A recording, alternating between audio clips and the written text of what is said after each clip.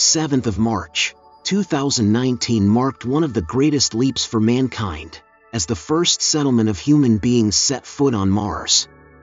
A project about 20 years in the making finally coming to fruition.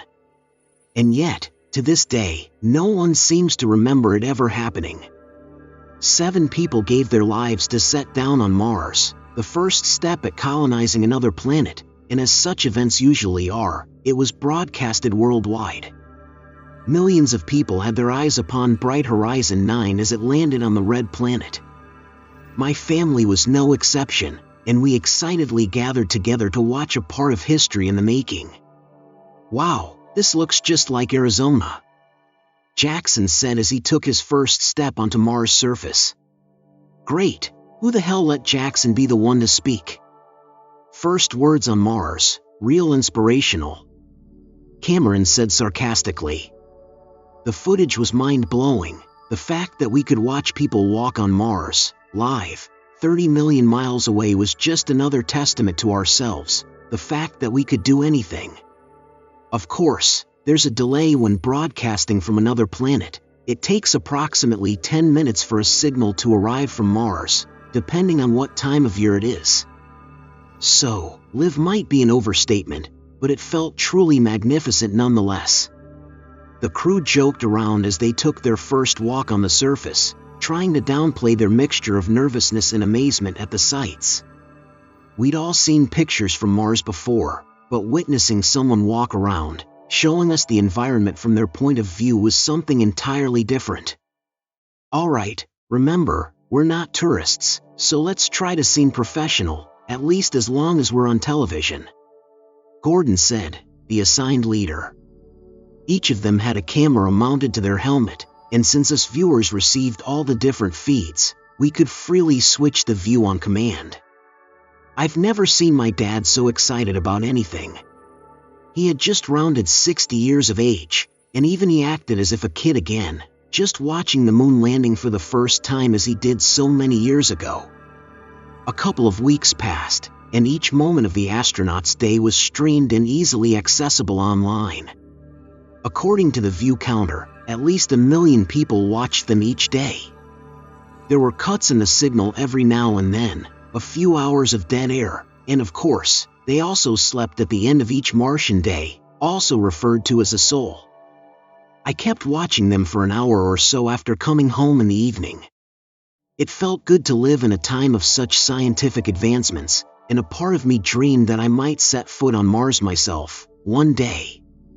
Time flew by, and on April 9th, after about a month on Mars, I sat with my dad and watched the stream of another spacewalk. They were collecting samples and checking the foundation for future settlements. Nothing too exciting, but absolutely worth our time.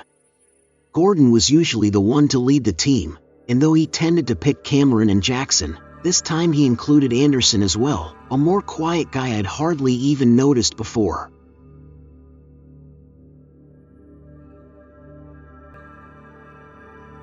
The crew had set down at the edge of Valles Marineris, a valley roughly 3 times the size of the Grand Canyon, and far deeper.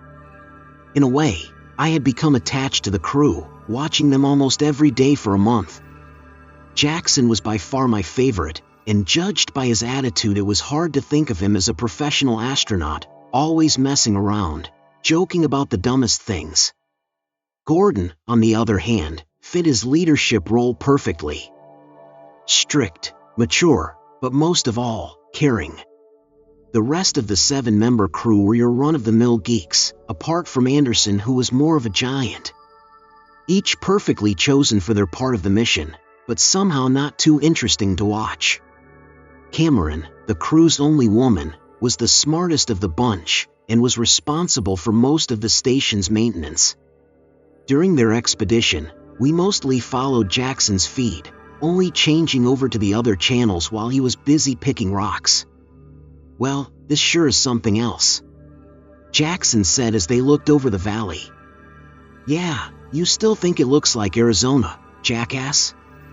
Cameron asked playfully. She tended to pick on Jackson, and he often responded with his own snide remarks. As different as they were, they made a great duo. To me it seemed like a couple of high school kids flirting, but it was oddly endearing to see how normal life could be on a different planet.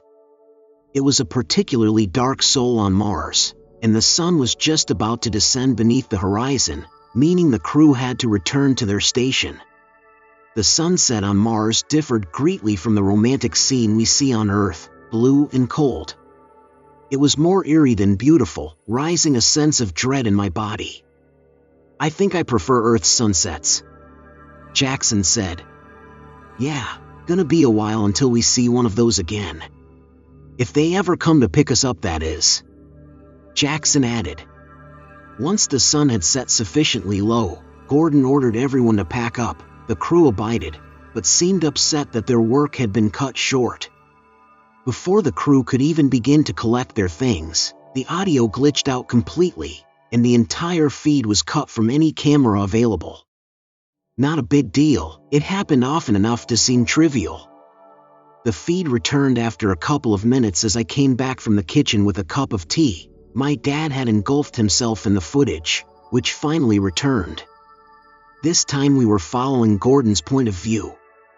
We were met with the sound of panting. "Did anyone see that?" Anderson asked. Just the fact that Anderson, a mountain of a man, barely ever opening his mouth to speak, uttered anything with fear in his voice felt terrifying enough. "See what?" Gordon asked. There was something moving from down in the chasm. Anderson clarified.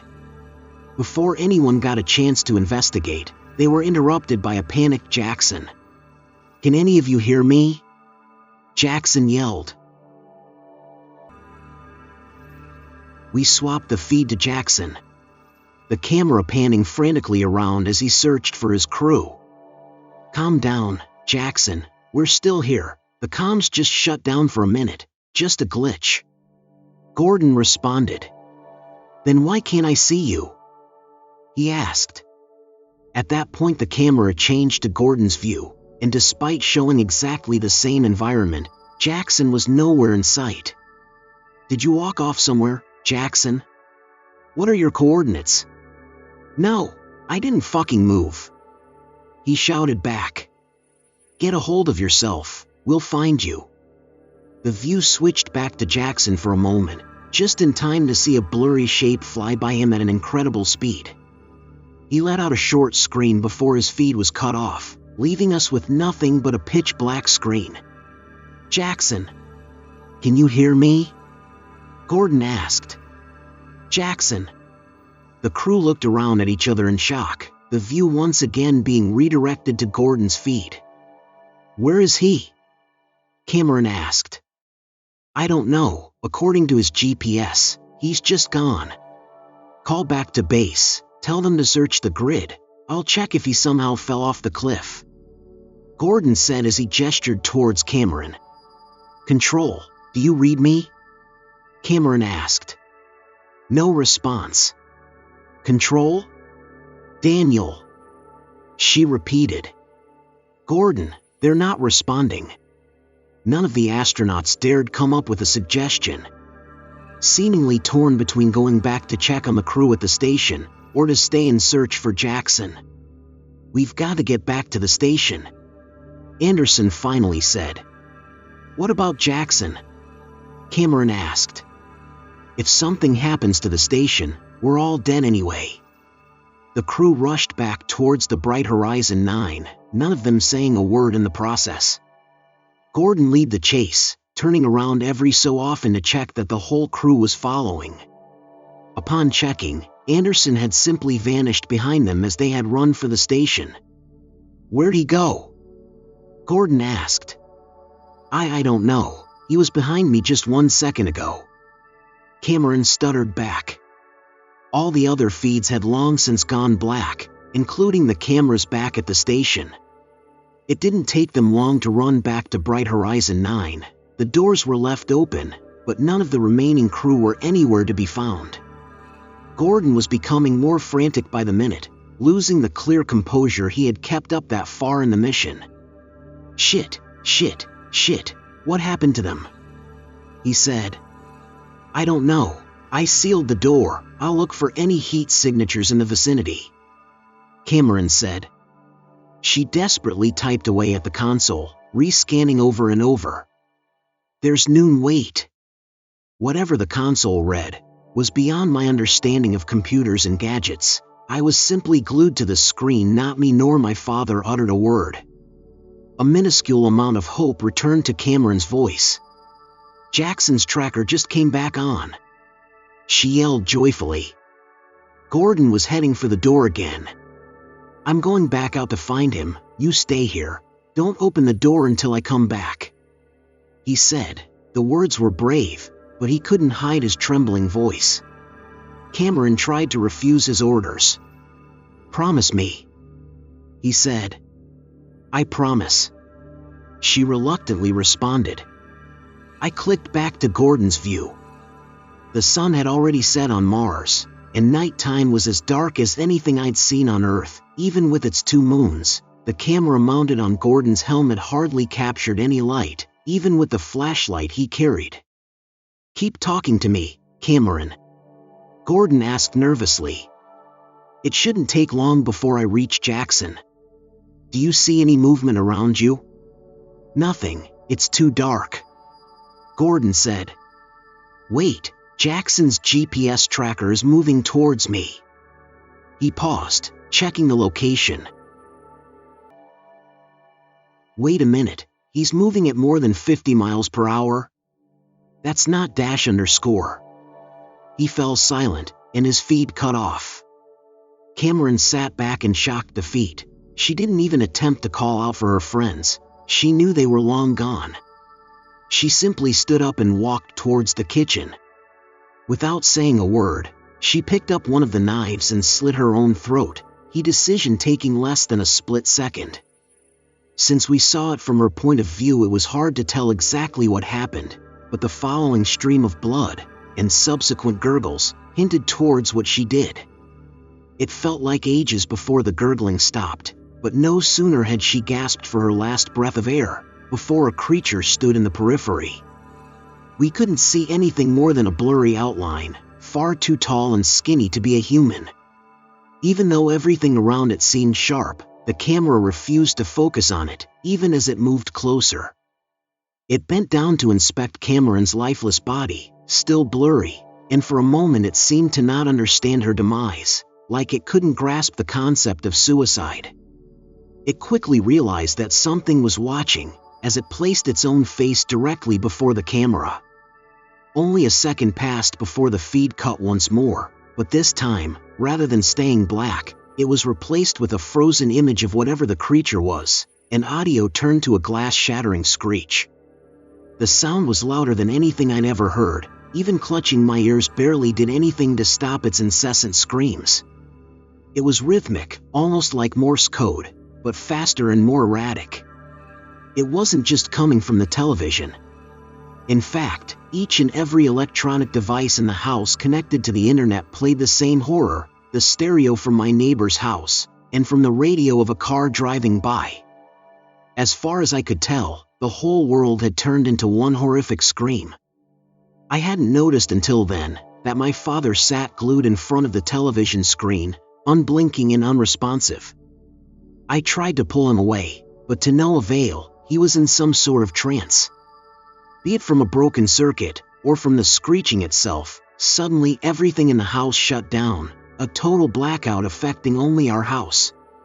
The screeching then stopped around the neighborhood, and once the television turned back on, the channel was gone. It's been a month since the events of Bright Horizon 9, and there's not a shred of evidence of this ever happening. According to every available source, we haven't even visited Mars yet. My parents made me talk to a shrink, and I almost convinced myself I had gone crazy for a while, but here I am, desperately looking for someone else that remembers. I don't know why I haven't forgotten, but I can't be alone. These things, whatever they are, killed the entire crew without breaking a sweat, and managed to hijack the equipment on board Bright Horizon 9, erasing the collective memory of the entire human race. They needed us to forget, so that we can't fight back. I truly hope I'm crazy, because if I'm not, They are coming here next.